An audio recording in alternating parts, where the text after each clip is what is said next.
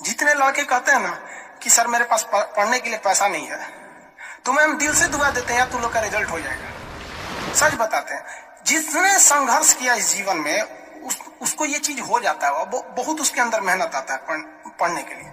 जिसके जीवन में संघर्ष नहीं है कभी आगे ही नहीं जा सकता है, कभी आगे नहीं जाएगा जो संघर्ष नहीं किया। आपको लगता है खान सर यहाँ आ गए, भाई आप कभी देखे होंगे ना, हम कुछ सारे गुरुद्वारा जो होता है ना, गुरुद्वारा उसमें जाके खाना खाए हम। सोचो गुरुद्वारा में जाके खाना खाए, वो भी नहीं था मेरे पास। गुरुद्वारा में वो लोग ना गरीब अमीर नहीं देखता है, हिंदू मुस्लिम नहीं देखता है, और वहां जाके वो लोग खाना खिला देते हैं। अनाथ आश्रम में जाके खाए हैं, इसलिए आज भी अपना चलाते हैं।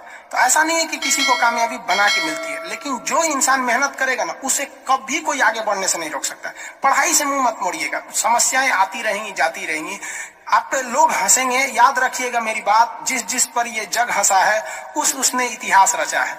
हमारे रिलेशन में बहुत से लोग कहते थे कि क्या ये लड़कवा को पढ़ा रही है, क्या करेगा, पढ़ के कोई राजा महाराजा हो जाता है। एको भेजिए कहीं काम वाम करने के लिए, सऊदी उदी भेज दीजिए। मुस्लिम लोग तो ज्यादातर सऊदी चल जाते हैं, लेकिन मम्मी मेरी नहीं, मम्मी को पथरी था फिर भी नहीं पढ़ा। कहती नहीं बहू तुम पढ़ो ही पढ़ो। आज तो मन नहीं करता उन लोगों से बात करने का, और कहते हैं कि देखो पढ़ाई का मतलब क्या होता है। तो इसलिए हम आपको भी कहते हैं, थोड़ी तकलीफ होगी बाबू, आप गरीब घर के होंगे, मेहनती घर के होंगे, थोड़ी तकलीफ होगी, शायद घर से पैसे कम आते होंगे, लॉकडाउन में और कम आते होंगे, तो आप घबराइएगा नहीं बाबू इससे। लॉकडाउन में यदि आपको तकलीफ बढ़ी है तो आप मेरी बात मानिए, आप खुश हो जाइए, बहुत ज्यादा खुश। रीजन समझिए, रेस में जब घोड़ा दौड़ता है ना, तो घोड़े के पीठ पर बैठा हुआ उस घोड़े का मालिक उसे चाबुक से घोड़े को बहुत मारता है, बहुत मारता है। घोड़ा को दर्द होता है, वो सोचता है कि मेरा मालिक हमको तकलीफ क्यों दे रहा है। उस घोड़े को पता ही नहीं है यार तुम्हारा मालिक तुम्हें जिताना चाहता है। उस चाबुक के डर से वो घोड़ा दौड़ता है और लास्ट में वही घोड़ा जीत जाता है।